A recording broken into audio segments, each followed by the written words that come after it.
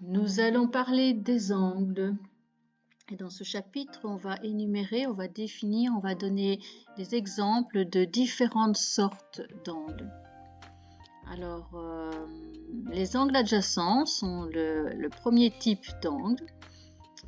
Donc, des angles, d'abord, rappelons-nous ce que c'est qu'un angle. C'est la réunion de deux demi-droites.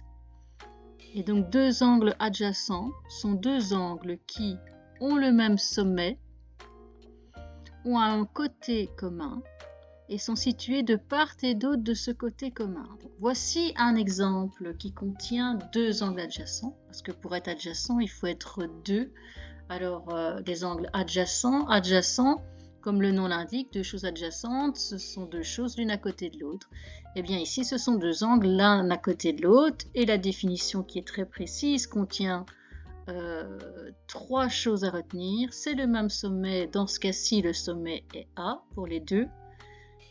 Ils ont un côté en commun, le côté en commun c'est AC, et ils sont situés de part et d'autre de ce côté commun. Ici on pourrait dire qu'il y en a un à gauche, le vert, et un à droite, le bleu. Donc l'angle BAC en vert et l'angle CAD en bleu sont des angles adjacents. Voilà comment est noté, n'oubliez pas, donc l'angle BAC, on a mis le A au milieu des trois lettres majuscules car A est le sommet, on voit bien donc que A se trouve au milieu, BAC, CAD, avec le chapeau pour préciser qu'on parle d'angle. Deuxième type d'angle, nous avons les angles complémentaires. Alors, deux angles complémentaires sont deux angles dont la somme des amplitudes vaut 90 degrés. Exemple, l'angle ici que nous avons en orange et l'angle en rouge sont des angles complémentaires car si on additionne leurs deux amplitudes, ça fait bien, donc ici 37,2 plus 52,8, et bien ça fait 90 degrés. Donc BAD et DAC sont des angles adjacents complémentaires dans ce cas-ci. Donc ils sont complémentaires, mais en plus ils sont adjacents. Pourquoi? Nous venons de le voir, ils sont l'un à côté de l'autre, ils ont un côté en commun et le même sommet. Bon, on n'est pas forcément adjacent quand on est complémentaire. Voici deux autres angles, l'angle ABC et l'angle EDF, donc le mauve et le rose. Eh bien, ce sont aussi des angles complémentaires, mais dans ce cas-ci, ils ne sont pas adjacents, ils ne sont pas l'un à côté de l'autre, ils n'ont pas le même sommet, donc ils sont juste complémentaires. Si on additionne 71 et 19, ça fait bien 90 degrés. Donc complémentaire, il faut être 2 aussi, au moins, pour être complémentaire. Troisième sorte d'angle, les angles supplémentaires. Deux angles supplémentaires sont deux angles dont la somme des amplitudes vaut 180. Alors on retient, moyen mnémotechnique, supplémentaire, il y a 2P, et donc, alors que complémentaire, il n'y en a qu'un, donc supplémentaire va être 2 fois plus que complémentaire, et donc c'est 180 ici. Donc, leur somme vaut 180 degrés. Exemple, l'angle vert, donc l'angle ACD,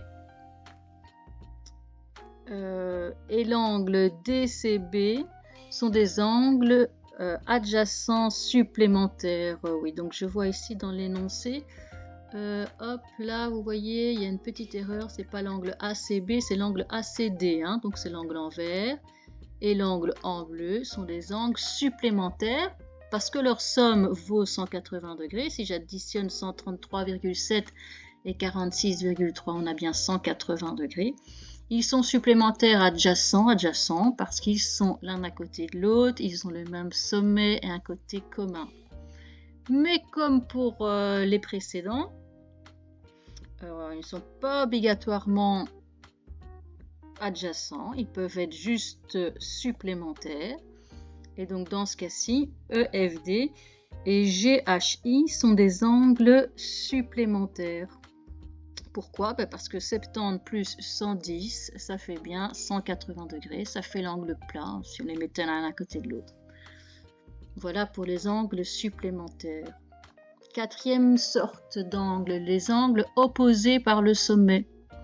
Alors, deux angles opposés par le sommet sont deux angles qui ont le même sommet, on s'en serait douté un peu, dont leurs côtés sont dans le prolongement l'un de l'autre. Alors, ça veut dire quoi? Ça donne ceci. En fait, on pourrait dire que c'est le croisement entre deux droites.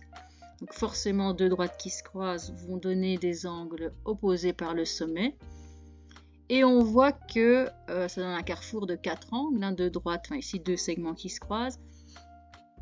Ils sont opposés par le sommet 2 à 2. Ça veut dire que les deux verts sont opposés par le sommet et les deux jaunes sont opposés par le sommet. Ils ont la même... Ah, je passe, mais je l'ai dit, LNK et MNJ sont des angles opposés par le sommet. Donc LNK, ce sont les verts. Et les jaunes, donc JNL et KNM, sont des angles opposés par le sommet aussi. Et deux angles opposés par le sommet ont la même amplitude. Ça, c'est une propriété. Donc, à retenir. Cinquième sorte d'angle, les angles correspondants. Alors là, on va rentrer dans les types d'angles qui vont suivre. C'est toujours avec la même configuration. Donc, c'est deux droites coupées par une séquente, donc une autre droite, qui détermine des angles. Alors, si je prends les angles correspondants, ben voilà, j'ai bien deux droites. Vous voyez, une au-dessus, une en haut. Et ces deux droites sont coupées par une séquente. Et quand on a cette configuration-là, eh bien, il y a des angles correspondants qui apparaissent. C'est les deux angles qui sont en vert sur le schéma. Donc, ils se correspondent l'un à l'autre. Pourquoi? Parce qu'ils sont à la même position dans le carrefour des angles. C'est-à-dire que si on regarde ici en haut, l'angle vert, il est... Donc, j'ai quatre angles. L'angle vert, il est en bas à droite. Et si je regarde dans le deuxième carrefour d'angle, l'angle vert est en bas à droite aussi. Donc, ils se correspondent. Bon, évidemment, pour ceux qui l'ont compris, s'il y a plusieurs angles, il y a plusieurs angles correspondants. Donc, des angles correspondants occupent une même place dans leur carrefour d'angle, c'est ce que je viens de dire. Mais, donc, il y en a d'autres, c'est ce qu'on disait aussi. Vous voyez par exemple les angles qui sont ici en jaune sont des angles correspondants. Pourquoi? Parce que si je regarde le carrefour, il est là, il est en haut à droite. Et ici, il est en haut à droite aussi. Il occupe la même place. Pareil pour les bleus. Les bleus sont deux angles correspondants. Et les rouges sont des angles correspondants également. Ensuite, nous avons des angles alternes internes. Toujours par rapport aux deux droites coupées par une séquente. Donc, c'est toujours le même cadre. Toujours ces deux droites qui sont coupées par une séquente. Donc, les droites A et B coupées par la séquente qui s'appelle C ici. Et bien là, on peut aussi observer des angles alternes internes. Donc, c'est quoi des angles alternes internes? Eh bien, ils sont situés de part et d'autre de la séquente. Je rappelle que la séquente, c'est C, ici. Donc, il y en a un à droite et il y en a un à gauche. Bon, parce que c'est mis comme ça sur le schéma, mais il faut bien essayer de se faire comprendre d'une façon ou d'une autre. Donc, un à droite et un à gauche. Et en plus, si on regarde les angles, ils sont à l'intérieur des droites A et B. Et ils sont non adjacents. Non adjacents parce qu'ils n'ont pas donc, le même sommet. Comme vous pouvez voir ici, les deux angles n'ont pas le même sommet. Donc alterne parce que de part et d'autre de la droite séquente. Interne parce qu'ils sont à l'intérieur des droites A et B. Donc je vous demande de bien visualiser, de regarder où sont les droites A, B, où est la droite C séquente et de bien comprendre les mots alternes et les mots internes.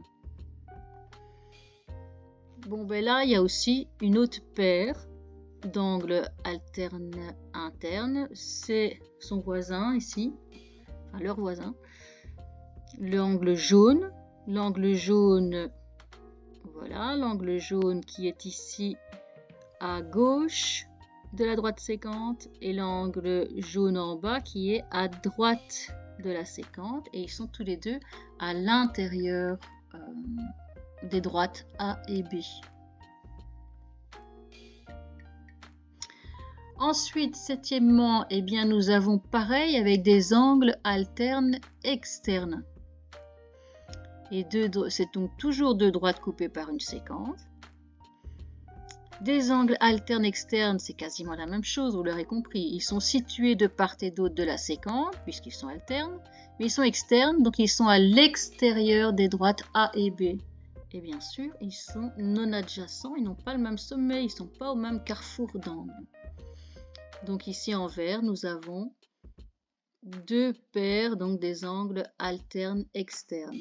Un à droite, l'autre à gauche de la sécante, et ils sont à l'extérieur de A et de B. Pareil pour l'autre schéma, les jaunes, les deux angles jaunes sont aussi alternes externes.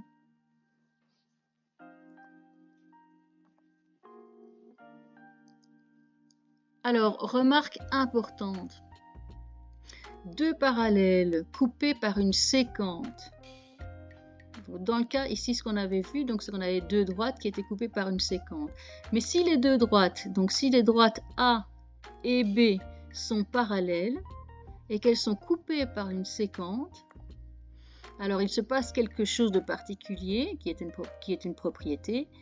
Eh bien, les angles correspondants sont de même amplitude, les angles alternes internes sont de même amplitude et les angles alternes externes sont de même amplitude aussi. Alors, si on regarde les angles alternes internes, bon, là j'ai bien mis, je mettrai peut-être ça après. Si je regarde les angles correspondants d'abord, les angles correspondants dans cette figure, donc j'ai mis F pour le carrefour du dessus et G pour le carrefour, j'appelle ça un carrefour, hein. C'est un carrefour d'angles parce que c'est comme si c'était des routes qui se croisaient, donc on a un carrefour de quelque chose. Eh bien, si on regarde F, et donc j'ai appelé 1, 2, 3, 4 les angles qui l'entourent, et G 1, 2, 3, 4 aussi les angles qui l'entourent, eh bien, si on doit prendre des angles correspondants, eh bien, on peut dire que F1 et G1 sont des angles correspondants. F3 et G3 sont des angles correspondants. F2 et G2 sont des angles correspondants. Bon, il y a aussi F4 et G4 évidemment. Les angles alternes internes, donc alternes internes, j'ai F2 et G4. Autre angle alterne interne, on a F3, G1. Pour les angles alternes externes, on a F1 et G3. Et on a G2 avec F4. Donc ici, j'ai tout mis sur un même schéma. Et donc pour vous prouver que c'est bien la même amplitude quand les droites sont parallèles, voilà avec le programme qui a noté l'amplitude exacte, vous voyez bien que les angles qui sont par exemple correspondants, G1 et F1 ont la même amplitude. Les angles qui sont alternes externes, donc par exemple les F4 et G2 ont la même amplitude. Voilà pour ce petit schéma. Si on analyse un peu plus, bien sûr, on peut dire que par exemple F1 et F3 sont des angles opposés par le sommet. On peut dire que F3 et F2 sont des angles supplémentaires. Donc vous voyez, il y a moyen de parler des différentes sortes d'angles sur le même schéma.